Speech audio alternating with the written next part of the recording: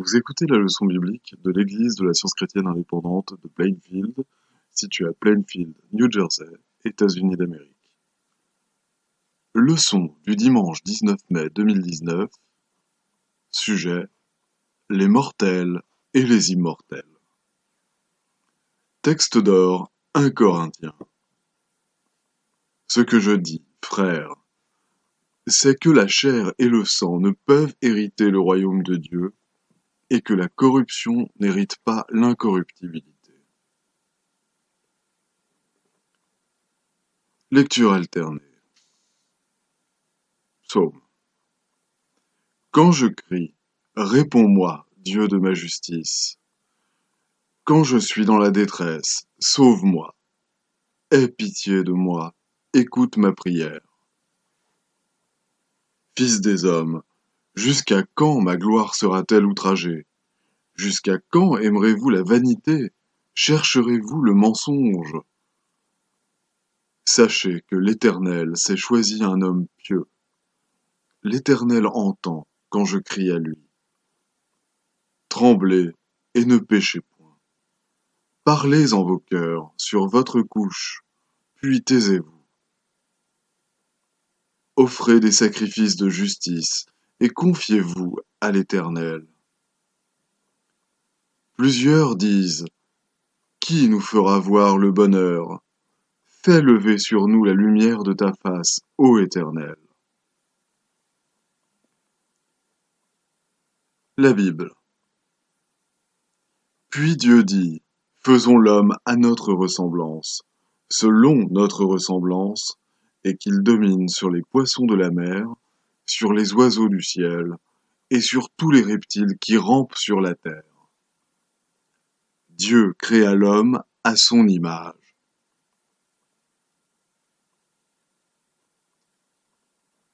Vous êtes tous fils de Dieu par la foi en Jésus-Christ. Car Dieu a tant aimé le monde qu'il a donné son Fils unique, afin que quiconque croit en lui ne périsse point, mais qu'il ait la vie éternelle. Dieu, en effet, n'a pas envoyé son Fils dans le monde pour qu'il juge le monde, mais pour que le monde soit sauvé par lui. Celui qui croit en lui n'est point jugé. Jésus se rendit à la montagne des Oliviers. Mais dès le matin, il alla de nouveau dans le temple, et tout le peuple vint à lui. S'étant assis, il les enseignait. Alors les scribes et les pharisiens amenèrent une femme surprise en adultère. Et, la plaçant au milieu du peuple, ils dirent à Jésus: Maître, cette femme a été surprise en flagrant délit d'adultère. Moïse, dans la loi, nous a ordonné de lapider de telles femmes. Toi donc, que dis-tu? Il disait cela pour l'éprouver, afin de pouvoir l'accuser. Mais Jésus, s'étant baissé, écrivait avec le doigt sur la terre. Comme il continuait à l'interroger, il se releva et leur dit: Que celui de vous qui est sans péché jette le premier la pierre contre elle.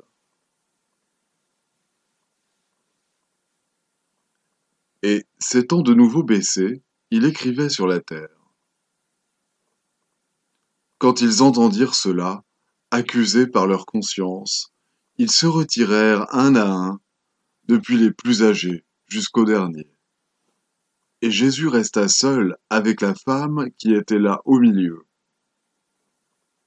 Alors, s'étant relevé, et ne voyant plus que la femme, Jésus lui dit: Femme, où sont ceux qui t'accusaient? Personne ne t'a-t-il condamné? Elle répondit: Non, Seigneur. Et Jésus lui dit: Je ne te condamne pas non plus. Va et ne pêche plus.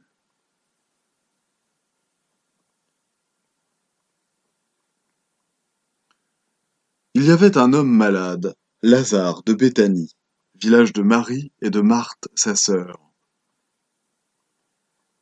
Les sœurs envoyèrent dire à Jésus: Seigneur, Voici celui que tu aimes est malade. Jésus, étant arrivé, trouva que Lazare était déjà depuis 4 jours dans le sépulcre. Marthe dit à Jésus: Seigneur, si tu eusses été ici, mon frère ne serait pas mort. Mais maintenant même, je sais que tout ce que tu demanderas à Dieu, Dieu te l'accordera. Jésus lui dit: Ton frère ressuscitera. Je sais, lui répondit Marthe, qu'il ressuscitera à la résurrection, au dernier jour. Jésus lui dit: Je suis la résurrection et la vie. Celui qui croit en moi vivra, quand même il serait mort. Et quiconque vit et croit en moi ne mourra jamais. Crois-tu cela? Jésus dit: ôtez la pierre. Marthe, la sœur du mort, lui dit: Seigneur, il sent déjà, car il y a 4 jours qu'il est là. Jésus lui dit: Ne t'ai-je pas dit que si tu crois, tu verras la gloire de Dieu? Ils ôtèrent donc la pierre, et Jésus leva les yeux en haut et dit: Père, je te rends grâce de ce que tu m'as exaucé. Pour moi, je savais que tu m'exauces toujours, mais j'ai parlé à cause de la foule qui m'entoure, afin qu'ils croient que c'est toi qui m'as envoyé. Ayant dit cela, il cria d'une voix forte: Lazare, sors! Et le mort sortit, les pieds et les mains liés de bandes, et le visage enveloppé d'un linge.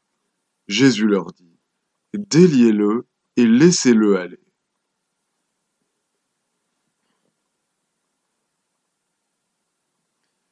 Car il faut que ce corps corruptible revête l'incorruptibilité, et que ce corps mortel revête l'immortalité. Lorsque ce corps corruptible aura revêtu l'incorruptibilité, et que ce corps mortel aura revêtu l'immortalité, alors s'accomplira la parole qui est écrite: La mort a été engloutie dans la victoire. Ô mort, où est ta victoire? Ô mort, où est ton aiguillon? L'aiguillon de la mort, c'est le péché, et la puissance du péché, c'est la loi. Mais grâce soit rendue à Dieu qui nous donne la victoire par notre Seigneur Jésus-Christ. Ne savez-vous pas que les injustes n'hériteront point le royaume de Dieu? Ne vous y trompez pas, ni les impudiques, ni les idolâtres, ni les adultères, ni les efféminés, ni les infâmes, ni les voleurs, ni les cupides, ni les ivrognes, ni les outrageux, ni les ravisseurs n'hériteront le royaume de Dieu. Et c'est là ce que vous étiez, quelques-uns de vous. Mais vous avez été lavés, mais vous avez été sanctifiés, mais vous avez été justifiés au nom du Seigneur Jésus-Christ et par l'Esprit de notre Dieu. Au Roi des siècles, immortel, invisible, seul Dieu, soit honneur et gloire au siècle des siècles. Amen.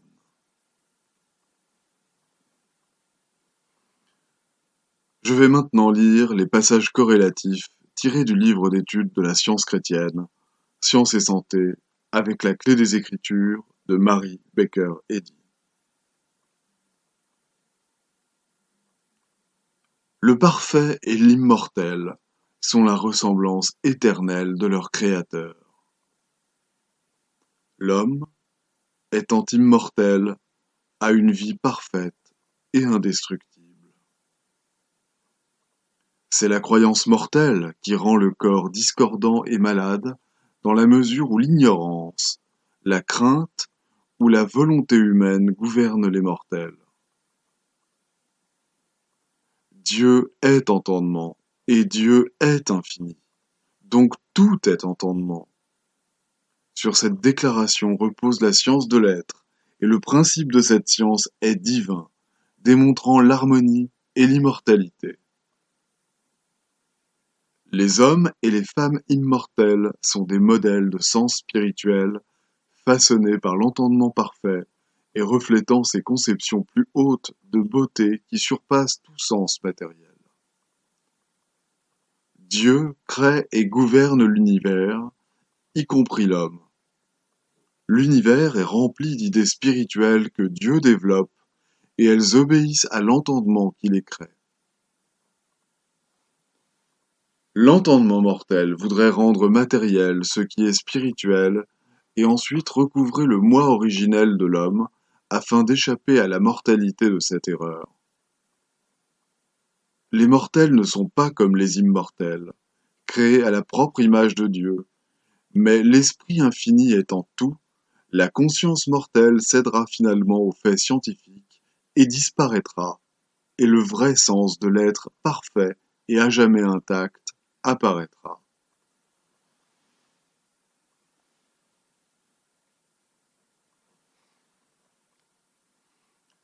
Il n'est pas question de péché, de maladie, ni de mort dans l'introduction éloïste de la Genèse, dans laquelle Dieu crée les cieux, la terre et l'homme. Le mal n'a pas d'histoire jusqu'au moment où ce qui contredit la vérité de l'être entre dans l'arène, et il apparaît seulement comme l'irréel en opposition avec ce qui est réel et éternel. Les mortels sont les contrefaçons des immortels. Dieu est le principe de l'homme, et l'homme est l'idée de Dieu. Donc l'homme n'est ni mortel ni matériel.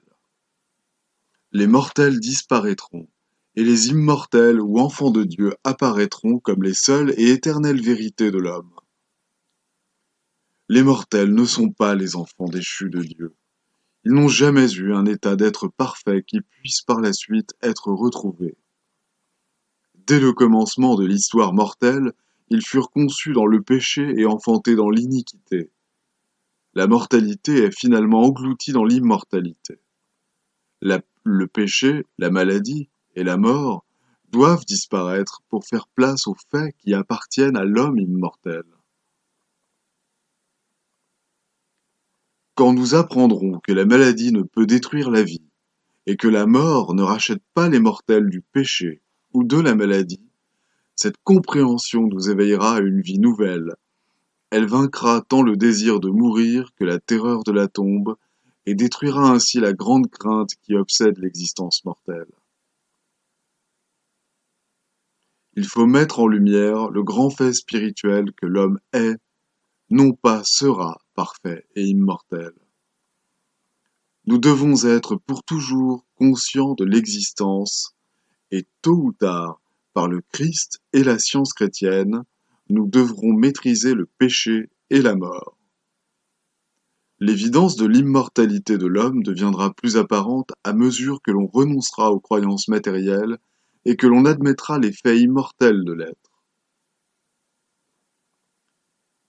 La raison, bien dirigée, sert à corriger les erreurs du sens corporel. Mais le péché, la maladie et la mort sembleront réels, de même que les expériences du rêve pendant le sommeil semblent réelles, jusqu'à ce que la science de l'éternelle harmonie de l'homme en brise l'illusion par la réalité ininterrompue de l'être scientifique. Laquelle de ces deux théories concernant l'homme êtes-vous prêt à accepter? L'une est le témoignage mortel, changeant, mourant, irréel. L'autre est l'évidence éternelle et réelle, portant le sceau de la vérité et dont le giron déborde de fruits immortels. Les immortels, ou enfants de Dieu en science divine, forment une seule famille harmonieuse. Mais les mortels, ou enfants des hommes, selon le sens matériel, sont inharmonieux et souvent de faux frères. L'homme matériel est composé d'erreurs involontaires et d'erreurs volontaires, d'un bien négatif et d'un mal positif, ce dernier s'appelant lui-même le bien. L'individualité spirituelle de l'homme ne se trompe jamais. Elle est la ressemblance du Créateur de l'homme. La matière ne peut établir de lien entre les mortels et la véritable origine et les faits réels de l'être, où tout doit aboutir. Ce n'est qu'en reconnaissant la suprématie de l'esprit qui annule les prétentions de la matière que les mortels peuvent dépouiller la mortalité et trouver le lien spirituel indissoluble qui établit l'homme pour toujours dans la ressemblance divine inséparable de son Créateur.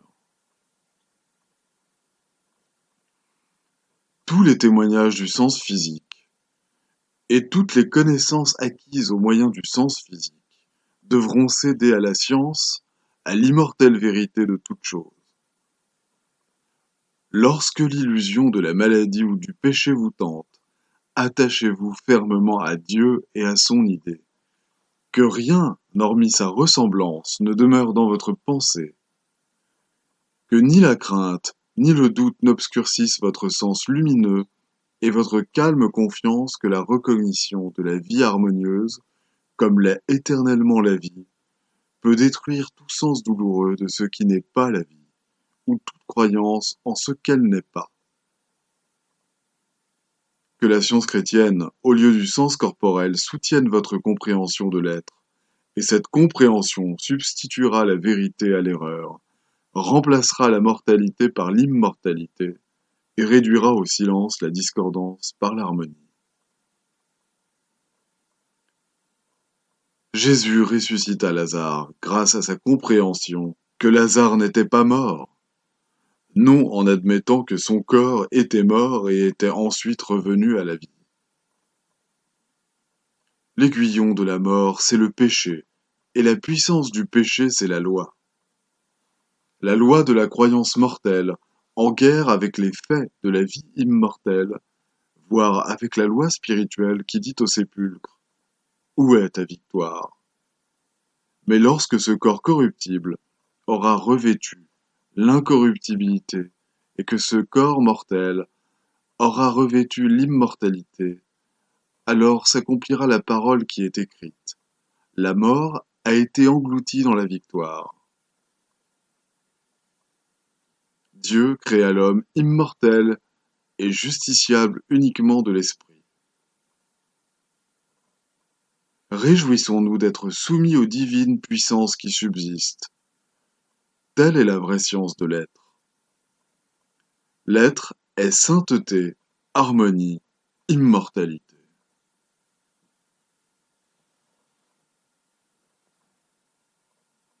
Je vais maintenant lire les devoirs quotidiens de Mary Baker Eddy, tirés du manuel de l'Église. Prière quotidienne. Il sera du devoir de tout membre de cette Église de prier chaque jour. Que ton règne vienne, que le règne de la vérité, de la vie et de l'amour divin soit établi en moi et élimine de moi tout péché. Et puisse ta parole enrichir les affections de toute l'humanité et la gouverner. Règles pour les mobiles et les actes. Ni l'animosité, ni un attachement purement personnel ne doivent déterminer les mobiles ou les actes des membres de l'Église mère.